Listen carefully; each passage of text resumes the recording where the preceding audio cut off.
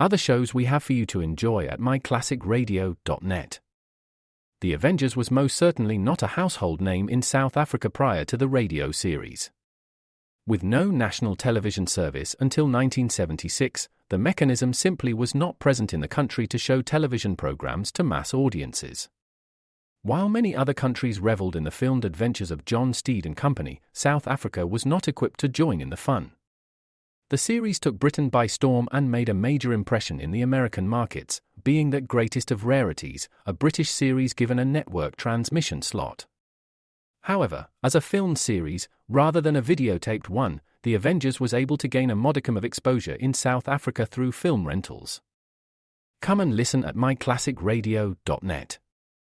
Hi, my name is Joe, and I'm a home decor overspender. Hi, Joe! I made a breakthrough. I found HomeSense. It's unreal. So many brand name sofas. I bought one. Oh, wow, really? It's okay. The prices, so low. Lighting, unexpected. Rugs, handcrafted. Wall art, eclectic. I go back like every week. No, it's always different. New unique decor, same great savings. Every time you go. Field trip! HomeSense. Standout pieces, outstanding prices. Wheaties presents Dangerous Assignment.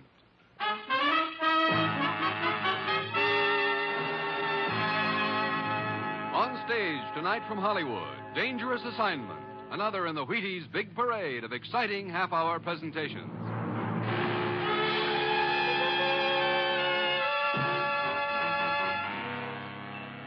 Dangerous Assignment, starring Brian Donlevy as Steve Mitchell.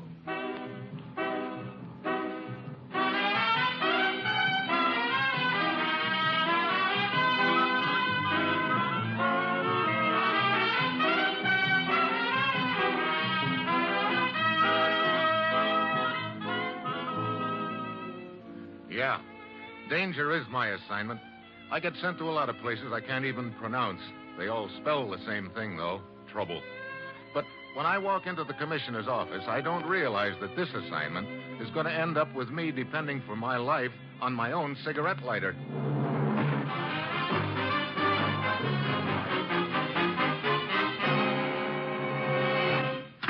Morning, Commissioner. Get out your pith helmet, Steve. You're leaving for Arabia on the next plane. Arabia? Now, look, my days as a camel jockey are over. Don't worry. You won't be riding any camels unless you find some carrying oil in their humps. Oil? What's the deal? That's the deal. 100,000 barrels of it. Missing. Look, since when have we been playing nursemaid to oil companies? This is a lot bigger than any oil company, Steve. 3 days ago, the Sheik's inspector found a discrepancy in the figures of one of the oil companies, the Five Star. Unless the matter is cleared up to the Sheik's satisfaction, we may lose the entire concession. Oh, who do I talk to over there? Mr. Williams, the field manager of Five Star. Their headquarters are in Marani, near the Persian Gulf. Steve, get over there and find out what happened to that oil. Well, that's it. You've got your assignment. Good luck.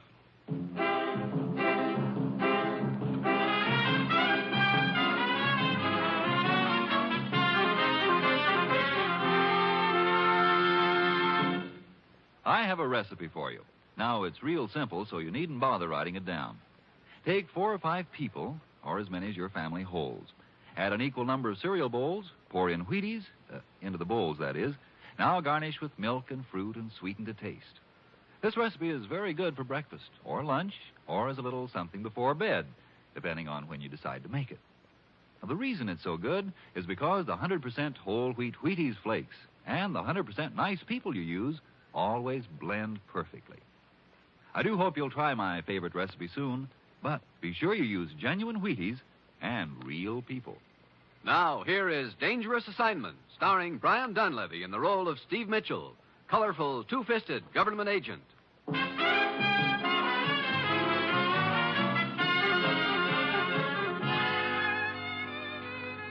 Yeah, this is going to be a breeze. All I have to do is fly halfway around the world to a sweltering spot in Arabia, take care of a little matter like finding a mere 100,000 barrels of missing oil. And I've got a strong hunch that somewhere along the line I'll run into someone who'll say, drop dead to me and mean it. It's Thursday when I get to Marani, and Williams, the field manager of Five Star Oil, is waiting for me in his office, together with his assistant, a guy named Haroon. Well, I'll tell you all I know, Mitchell, but that isn't much. On our last shipment, the Sheik's inspector claimed we were 10,000 barrels short of what their figures showed we'd pumped out of the ground. The Sheik gets royalty on every barrel, so he was pretty sore about it. Yeah, I can imagine, Williams. Haroon here can probably tell you more about this than I can. I was on a business trip to Cairo when it all came up. As my assistant, Haroon was in charge here. I see. What happened after the discrepancy was spotted, Haroon? In order to pacify the Sheik, we passed the matter off as an error in our bookkeeping and paid the royalty. But then we started investigating quietly and discovered that over the past month there has been a loss of 100,000 barrels. Well, tell me, what happens to the oil from the time it leaves the wells until it's shipped out of here? The wells are north of here. The oil's pumped down here to Marani through a patrol pipeline. There's a checker on each end of the line. Then, as I get it, on this particular shipment, your checker at the fields checked a certain amount of oil into the pipeline, but your checker at this end checked out 10,000 barrels less. Yes, it was his first day on the job. Oh? Well, what happened to the regular checker? Oh, you mean Yusef? The evening before, he died in a cafe brawl. Oh, that's very interesting. Where did this fight take place? At the Oasis Club. Yusef went there regularly. He was very fond of the dancing girl, Sarida, and very jealous of her. Mm-hmm. She is believed to be the reason for the fight. I see. Well, I think I'll go over to the Oasis Club and see what I can turn up there.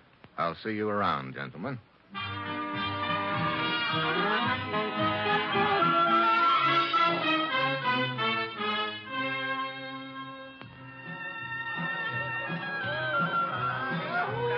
Good evening, Effendi. Welcome to the Oasis Club. You would like a table? That dancing girl out there, is her name Sarita? Oh, yes. That is Sarita. Is she not beautiful? Yeah. I guess she's not afraid of catching cold either. I do not understand, Effendi. Oh, skip it. Will you tell her I'd like to talk to her when she's through with her dance? At once, Effendi. Her table is over in the corner. If you will wait there, I will send her to you. Thank you.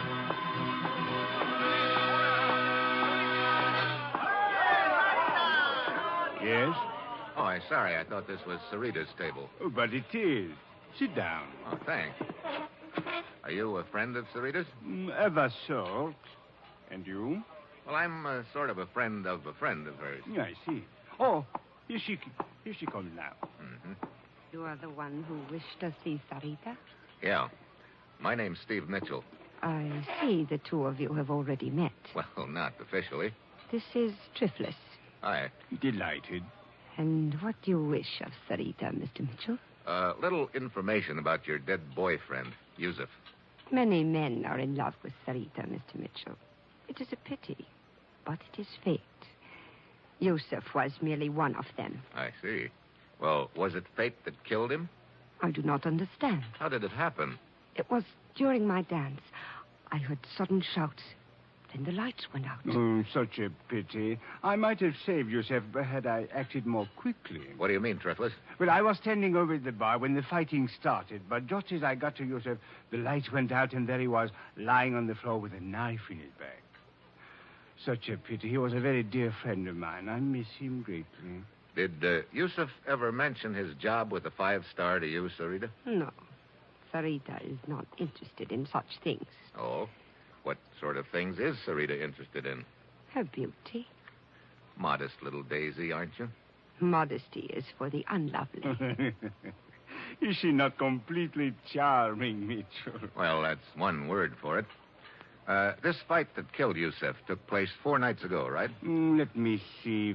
Yes, that is correct. I remember because the next morning I made a business trip to the coast. What kind of business you in, Triflis? Several little enterprises. This trip involved one of them, a truck line which I operate. What do you haul? Oil. From here in Marani to the town of Qatif on the Persian Gulf. You don't haul for the 5-star oil company by any chance, do you? Well, as a matter of fact, yes. They are one of my accounts. I see. Oh, thanks for the conversation, Sarita. Triflis. It was very interesting.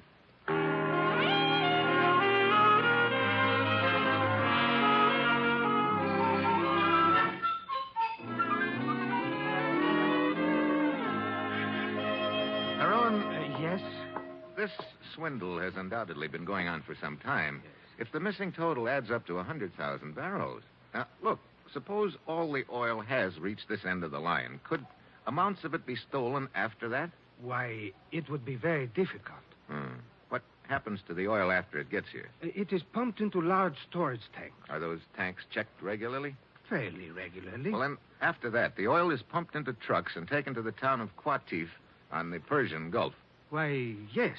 I believe I forgot to tell you that. I picked it up. Is it possible that a couple of extra truckloads could be slipped out without the company knowing it? Absolutely impossible. I checked the trucks out myself. I see. Incidentally, a guy named Triflis runs that truck line, doesn't he? Why, yes, he does. You know much about him? Why, of course. I'm sure he's a man of character. How do you know? Triflis is my brother-in-law. Oh? Hello, Mitchell. Turned up anything so far? Oh, nothing except a bunch of loose ends, Williams. That's too bad. Means my job if this mess isn't cleared up. It means your whole company and all the other oil companies, too. Look, you say this pipeline is patrolled. Yes. By plane, every day. Who's your pilot? A guy named Dean. Matter of fact, he should be getting ready to take off right now. Well, call the airfield and tell Dean to wait for me. I'd like to go along for the ride.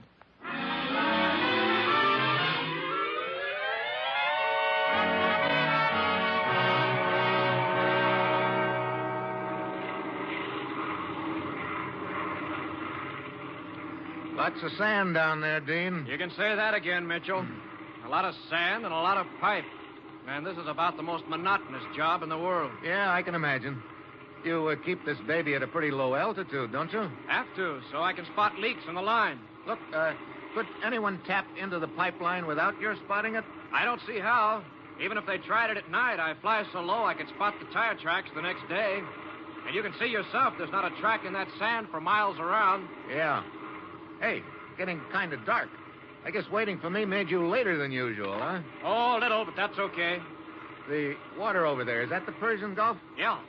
How far from here is it? Oh, 8 to 10 miles. What are those ruins over there on the coast? That's what they call the lost city of Inzak. Several thousand years old. Great spot for archaeologists. Wait a minute. What's the matter? I thought I saw a light over there. Probably a reflection off the water. Nobody's been around there for at least 6 months. The last expedition was from London, I think. They still have their equipment stored in a warehouse over in Qatif down the coast. Oh, yeah? Hey, just a hunch, but I think I'll take a trip over to Qatif as soon as you get this buggy back home.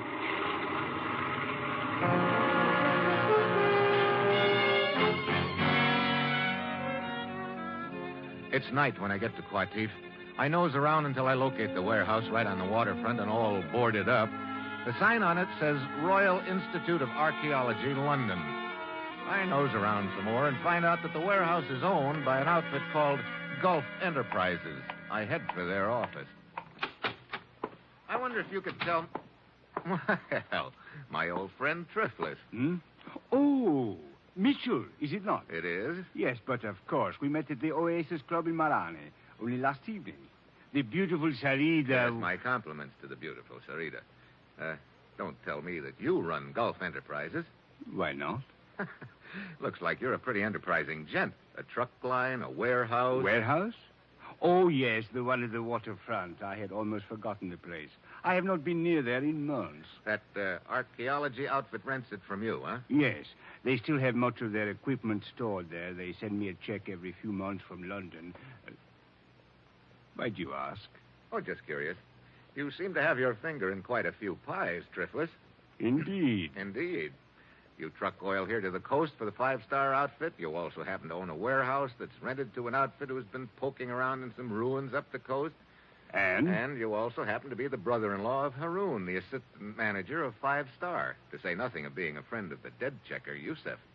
This is all quite accurate and interesting, Mitchell. But what does it prove? It doesn't prove anything, Triflis, but it sure sounds like a nice, cozy arrangement. I'll be seeing you.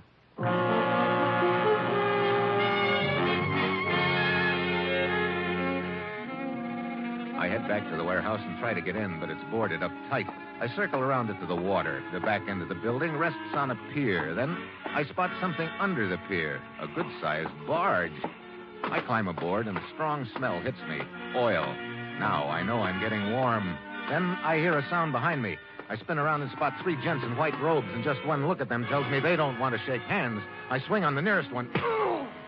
He goes down. I hit the water. Start swimming. Do not let him get away. Hey, take careful aim. I didn't figure them for guns. I've got to get underwater, but just as I start to dive... Oh!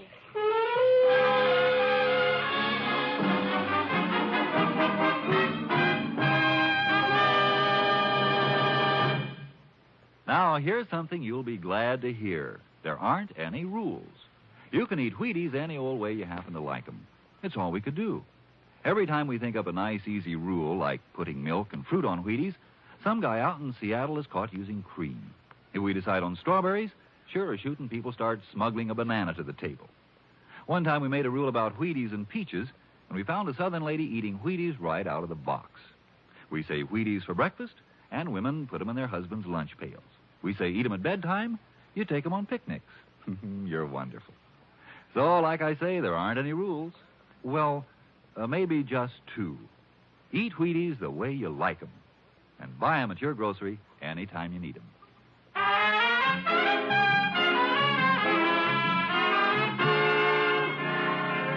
Now, back to Dangerous Assignment and Steve Mitchell.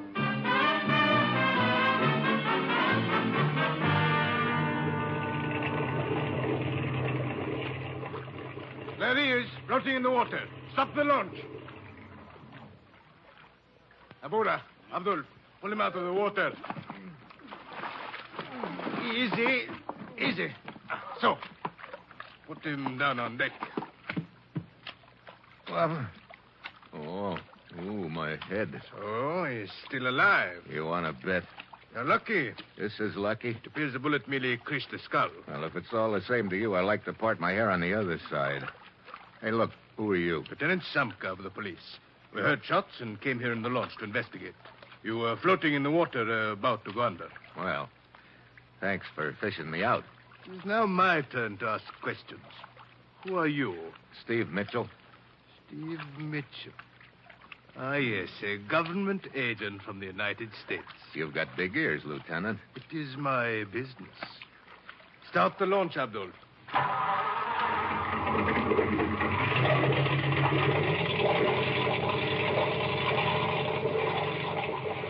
Yes, you are here to investigate the oil scandal. Or is the purpose of your visit rather to whitewash the company involved? That's a pretty bad guess, Samka. Hey, where are we going? Back to the dock. Well, it's been a short acquaintance, but a happy one, Lieutenant. Thanks again. Oh, do not think that our acquaintance will be ended when we reach the dock, Mitchell. I will be seeing you again soon. Oh? Yes, indeed. I will make a point of it, Mitchell.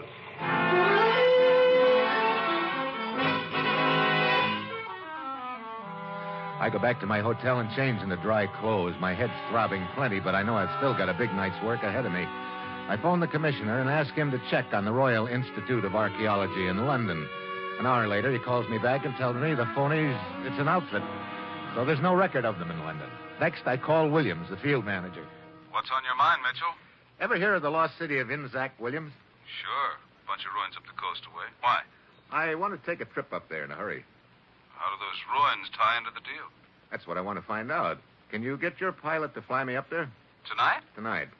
There's no place to land around there. That's why I'll need a parachute. Parachute? You gonna jump? You know a quicker way of getting down? No, but... Well, okay, Mitchell. If you think it'll accomplish anything, go ahead. It's probably too late as far as I'm concerned, though. What do you mean? Just got a call from the president of the company. He wants me to meet him in Cairo.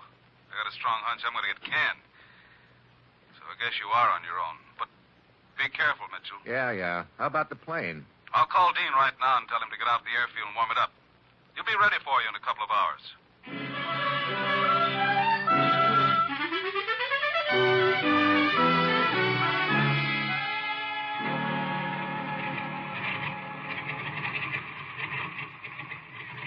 Sorry to pull you out of the sack, Dean. That's okay.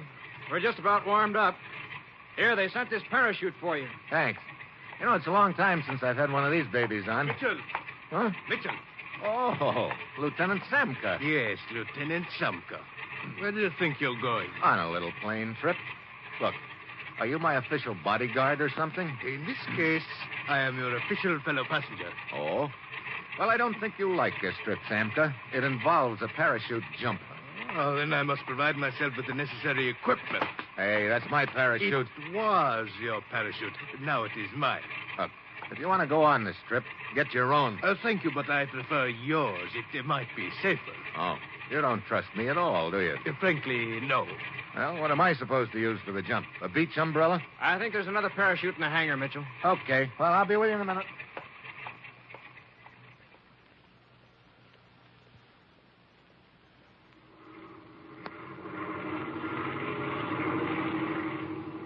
Well, as long as you two guys are determined to jump, you picked a good night for it. Look at that moon. Yeah. Aren't those the ruins just ahead? Uh-huh. We're a little to the windward of them. You should land pretty close. You will jump first, Mitchell. I will follow. That suits me. This about the right spot, Dean? Anytime. Well, see you on the ground, Samka. Here goes. I bail out. The air rushes by me while I jerk at the ripcord. The chute streams out behind me. I start praying. And she snaps open and yanks me upright. I look down at the moonlit desert and then...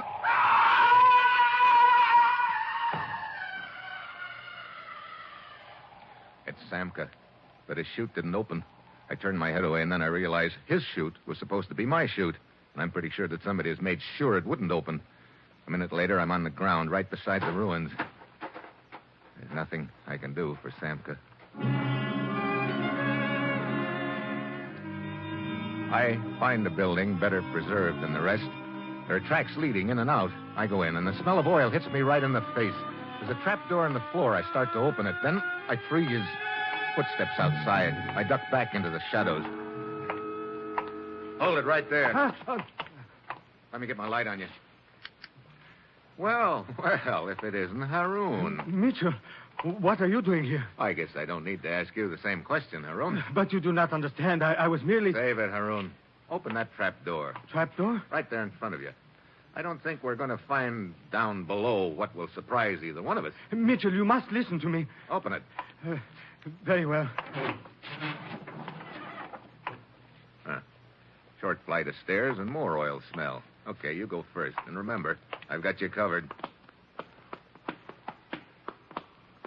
Hey, pretty large basement for an old ruined building, isn't it? Yes, it seems to be. Okay. Stay put while I flash my light around. Yeah, there it is. A small pipeline? Yeah, a small pipeline underground heading straight west toward the 5-star pipeline. No wonder Dean couldn't spot anything from the air.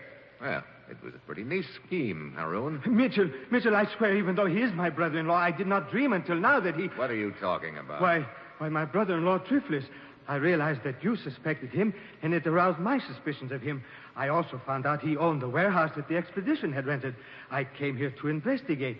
I realize now that your suspicions were justified. Look, as assistant field manager, you could have engineered the whole deal, and Triflis was in a good spot to help you. Now you're trying to pin the whole deal on him. No. It is not true. You must believe me, Mitchell. I have had nothing to do with it. Come on, I've seen enough here. I'm going back to town and tell him about this underground pipeline, and you're coming with me. It won't work, Mitchell. Mitchell, a flashlight. Now you're trying to ease out of a tight spot by pretending Haroon is the boy, but it won't work. Now, drop the gun, Mitchell. Williams... I said drop the gun. Okay. Now kick it over towards me. That's the boy. I kind of figured you'd be hanging around in the shadows here somewhere, Williams. As soon as that parachute failed to open, I knew you were my boy. So you weren't wearing that chute, Mitchell. How'd you get up here so fast? I got a 2-hour head start on a fast launch and waited here for you, just in case anything went wrong with my parachute gag. You know, I gotta hand it to you, Williams. You had a pretty good scheme cooked up here. You organize a fake expedition to come up to these ruins. They run an underground pipeline over to the main line and tap it, and then you cart the oil away on barges from here. Yeah. Too bad that checker of mine got himself killed in that fight when I was in Cairo. He's been covering for me. What's the matter, Williams? Wasn't 5-star paying you enough salary? Sure, $15,000 a year. But 100,000 barrels of oil is worth $250,000, Mitchell. You figure it out. Well, right now I'm trying to figure out what you're going to do with Haroon and me. I think you'll see the answer to that as soon as I get some stuff I've got upstairs. What stuff? Oh, just a couple of little items like rope and dynamite.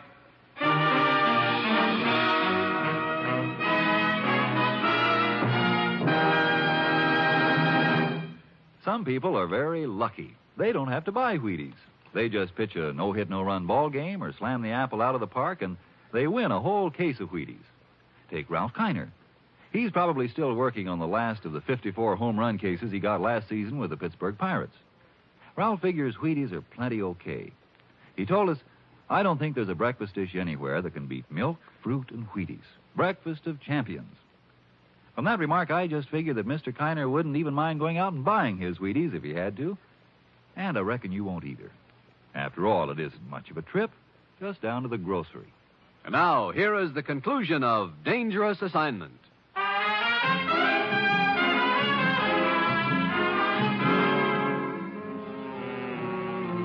Mitchell, what is he going to do? That's pretty obvious, Haroon. Wait. Hey, that valve in the pipe overhead. What? Here, give me a hand with it. We've got to get it open in a hurry. But I still don't understand. Help me open it. William's just going to tie us up here and then blow the whole works up. It is opening. Come on, get the valve wide open. There. But what good will it do to flood this basement with oil? Those fumes. The fumes and the oil are the only things that can save us, Haroon. Wait. Maybe we can follow the pipeline underground and escape that way. No soap. They filled in the tunnel all around that pipe. Mitchell, the oil is ankle deep already. Good. Now, where's that cigarette lighter of mine? Lighter? Wait, Mitchell, wait! Brother, you could cut these fumes with a knife. Okay, boys. Get over the beam of my flashlight. Here we are, William. Hey, wait a minute. Mitchell, what are you doing? Just giving the place a little oil bath, Williams. What have you got in your hand? Drop it. Oh, no, you drop that gun, Williams, right now. You crazy, I'll fill you so full of holes. Oh, no, you won't. This is a cigarette lighter. I'm holding it right next to this stream of oil. All I have to do is make a spark with it. This whole place will go up in flames so quick you'll never make it to that trap door. Cigarette lighters don't always light, Mitchell. Sorry, Buster.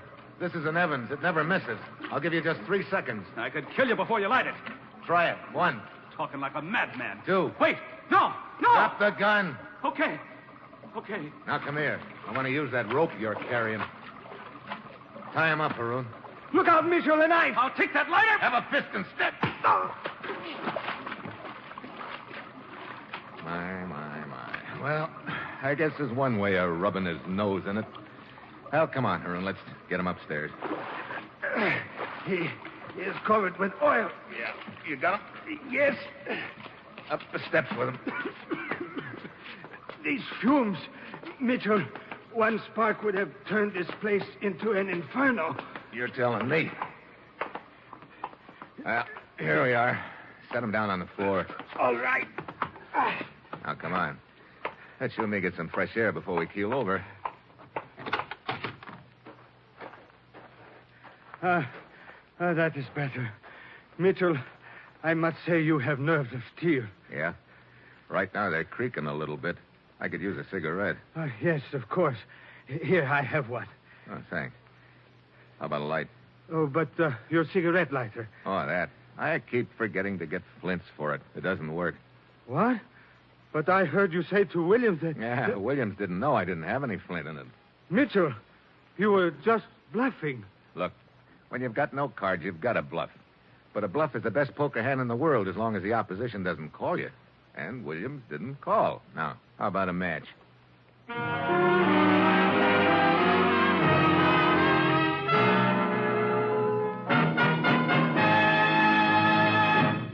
Dangerous Assignment, starring Brian Donlevy as Steve Mitchell, is written by Bob Reif, with music by Basil Adlam, and is produced and directed by Bill Karn.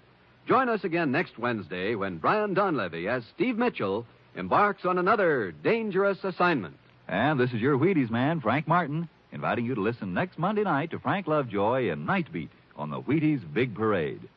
See you then.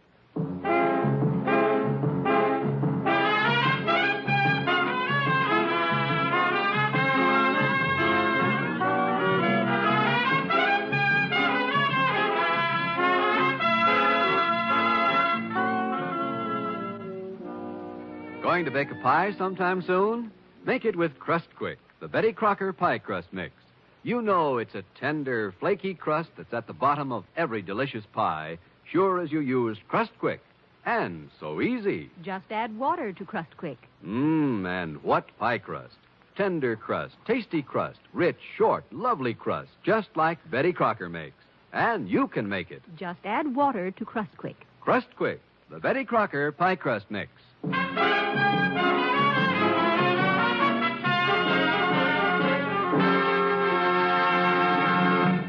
Tomorrow's family programs include the Aldriches and